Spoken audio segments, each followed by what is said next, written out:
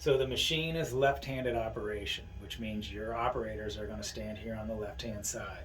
You have up, down, you have a test mode, and you have the reset button, okay? This will turn your lights on and turn them back off.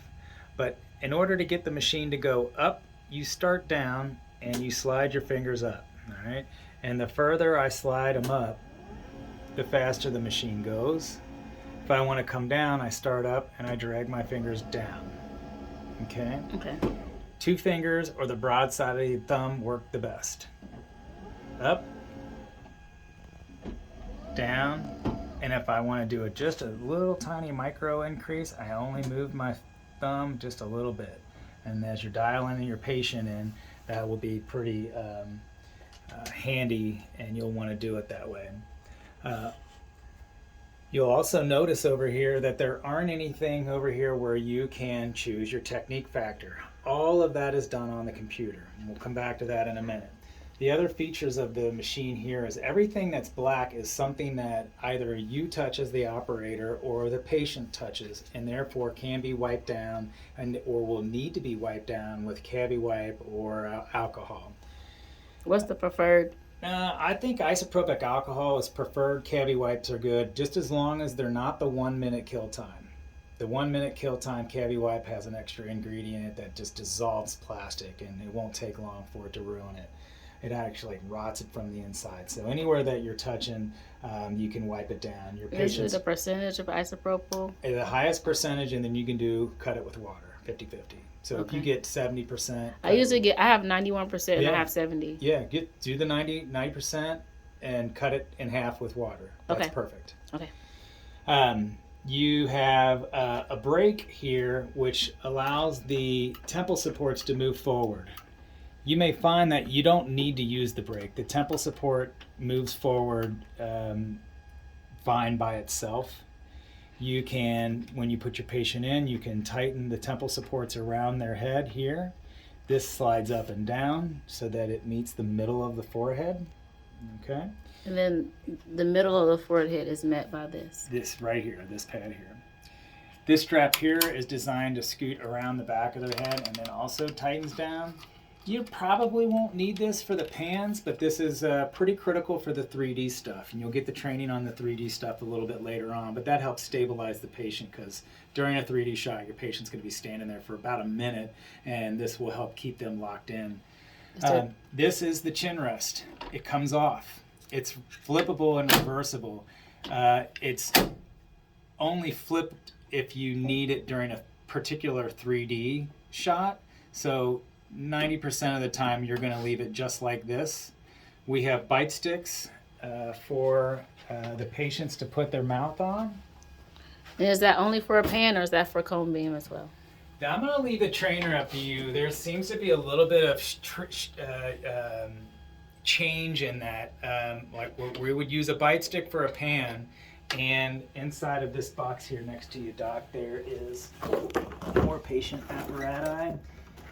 It used to be that you would use a bite stick for pans, and you would use the edentulous apparatus, or apparati, or whatever, for the 3D. So then your patient would then just put their chin up to it.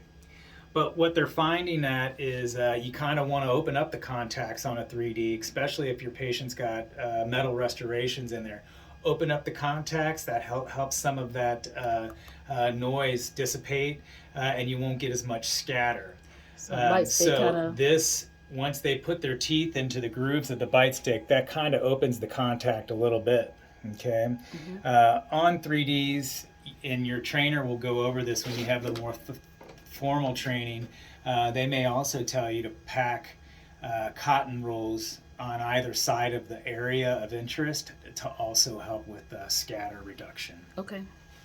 So for straight regular pans, you are going to have your patient enter the machine, and you will want them to enter, and you'll want to have the chin rest parallel with their chin. Okay, so as they're standing where you're standing, you're going to want to lower the machine so as they walk in, they walk directly into it. Okay.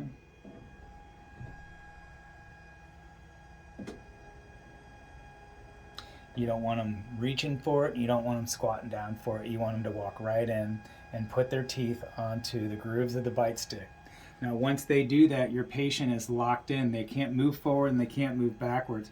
There is a laser light here on the side that will shine on the canine region, but it is not something that you can move your patient in and out of it. It is just for reference. Okay. Okay? Because once they put their teeth on the groove of the stick, the only thing your staff has to worry about is head tilt. There is a horizontal laser that will cast onto their face, and it is just a horizontal laser. It is not a Frankfurt plane light. It might go from the tragus of the ear to the bridge of the nose. It is not necessarily designed, and it's fixed. It doesn't go up and down.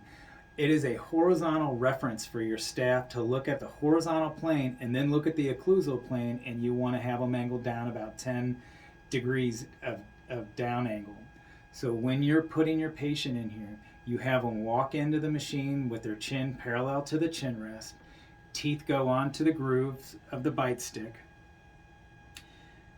You will then make sure the mesaginal line is right in the middle of their face. And then you'll want to look at that horizontal plane, and you'll want to make sure their occlusal plane is negative 10 degrees. So it's up to you. It's up to the staff. And I'm going to offer this to you as a little bit of advice. If your patient needs to move their head down, as you move the machine down, make sure they just move their neck and they tilt their chin down. They don't come down with it. You don't want them squatting. No squatting. You want them just to move their head. This will go up and down to accommodate the adjustment for their bite. So just remember, enter parallel with the chin rest, teeth into the grooves. You want to make sure the mesaginal is straight down the nose, and you want to make sure their head tilt is about 10 degrees. Okay, super simple. This will slide up and down, and you'll slide it to where it meets their forehead. You don't necessarily have to use this on pans. That's more for the 3D. So your patient's in the machine, their hands go here, and you're going to be ready to take the shot. Back out here at the computer. This is the user interface to the pan, and if you'll notice, when you take a shot out of EagleSoft, it uses our Twain software, and Twains can only do pans, so you won't see a 3D module here, but you will when you do it out of DTX. Okay. So you have standard adult pan, a pediatric pan, a bite wing mode, and a TMJ mode. And each of those, if you just highlight them, will change the mode of the machine. And this will also indicate down here in the bottom right what kind of shot you're going to get. So your bite wing mode is similar to the bite wing mode you probably had on your old pan. Pretty good. It's kind of like a vertical bite wing, so you can go from root tip to root tip in one shot. Pretty good. It's never going to beat your sensors, though. The TMJ shot is just condyles. And you would do 2 shots with this, one with the joint closed and one with the joint open. That's if you're doing any kind of TMJ stuff. Yeah, you've got a 3D machine now. If you're doing TMJ, you're probably not going to use this. You're probably going to use the 3D stuff, right? Down here, you have patient size selector, small, medium, and large. It's on the medium right now, and I would probably venture to say that 85% of your shots are going to be here in the middle, and you may find with your more petite adults, you might have to come down, and maybe some of the bigger folks, you might have to come up here. You have a test mode. If you put it into test mode, it will rotate without any radiation. And this is good for an apprehensive patient, but it's also good for a patient that might have big shoulders, no neck. You can make sure that the machine is going to go around them without touching them or without being stopped. We had a patient that had a really big ponytail full of dreadlocks, and it would go around and it would hit his dreadlocks, and we just had to tell him, hey, it's going to hit your dreads. Just hold still. It's not going to hurt you or anything like that. But that's the kind of thing that you can do with the test mode. If you put it in the test mode, to see if they could go around. Yeah. So if they don't have a neck, you may find that this is useful to see. Okay. And if it does hit them, it might just brush past them and be fine. And of course, then you just say, hey, listen, this is going to touch your shoulder. Don't worry. It's not going to hurt you. But in test mode, you see no radiation.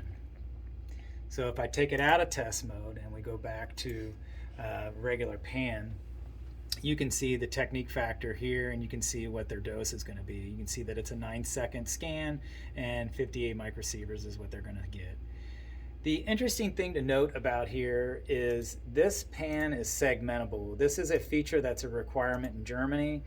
So I just want you to know that if you inadvertently clicked on one of these green areas and you turned off that particular area, just need to highlight it and turn it back on again.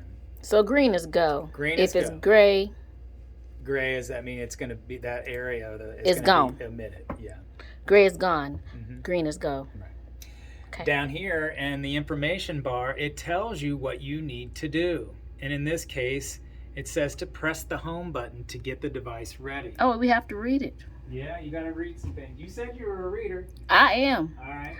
So I'm talking to the people in the back.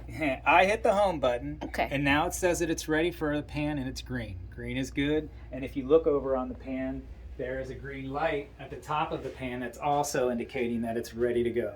This means the pan is ready to fire, and it's waiting for your user then to hit the button.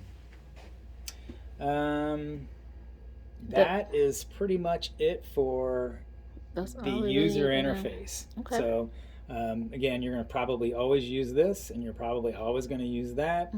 Probably won't use the test mode that much, and it's ready for a pan. You would place your patient in the machine. You would have them enter, put their chin on the chin rest, put their teeth in the groove of the bite stick. And they still wear You still wear the vest. This is still regular, good old-fashioned radiation.